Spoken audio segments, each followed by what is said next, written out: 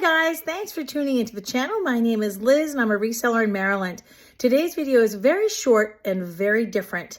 Most of my videos have a lot of teachable moments that show you what to buy and resell to make a big profit. But I was recently in my death pile and found some amazing ephemera. And this ephemera has probably a lot more value academically and historically. But I do need your help because I'm not really sure how much this crazy find is worth. Let's go check it out. So as I mentioned in the intro, the focus of a lot of these kind of picker or flipper YouTube channels is to teach you what to look for to make money. And ephemera is a good way to make money, but it also can have value beyond that, academically, historically. And so I was in my death pile and I had years ago bought a bunch of ephemera. This is a small sampling that has importance today. And I didn't have a chance to go through it all, so I shoved it in the storage unit. I'm sure we're all guilty of throwing things in the closet before guests come over, kind of like that. So I've been making some progress on the death pile, and in that process, I discovered these items.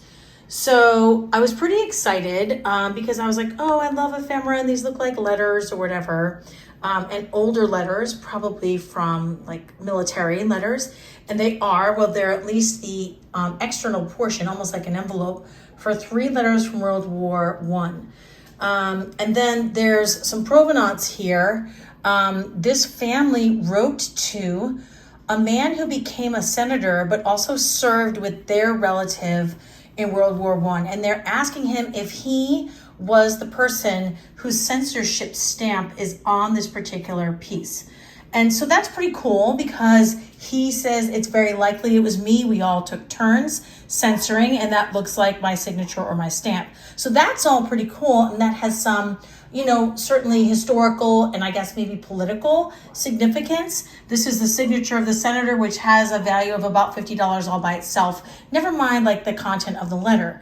But what's most important about this grouping is that this man, this relative, served in the 69th Balloon Corps in World War I.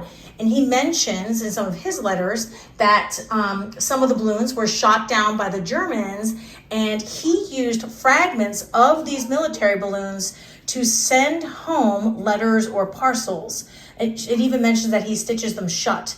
And we can pretty much confirm that these are those pieces, not just by their appearance and what they're made out of, but this particular letter actually mentions these 3 12-cent stamp and then Everett Dirksen's censorship stamp. And so we have this provenance, this story, if you will, from World War I that has like, not cross, what's the word I want? Like cross interest. Help me out, but basically, people who are interested in politics, people who are interested in World War I, people who are interested in the history of the 69th Balloon Corps will have an investment, interest-wise, never mind academically, in these pieces. So they do have some value, and that is to be determined. So leave me a comment. Let me know where you would go with this to try to get advice about how much this is worth. I did ask 2 of my friends who I consider much more knowledgeable than I am. Thank you, John and Joel. I'm taking everyone's advice into consideration because I can't find something quite like this to use as a comp. So help me out. It's your turn to help me insert the comp. I hope you guys kind of enjoyed this little lesson. It is fascinating to think that these were once pieces of military balloons in World War I, and how wonderful that these pieces have existed. Let me know, would you sell these pieces? Would you donate them to a museum? What do you think is the right thing to do? And what do you think the value is of these pieces, like, monetarily? Thank you so much for tuning into the channel again. I hope you enjoyed this short video, and I always hope that you never stop searching. I will see you guys next time.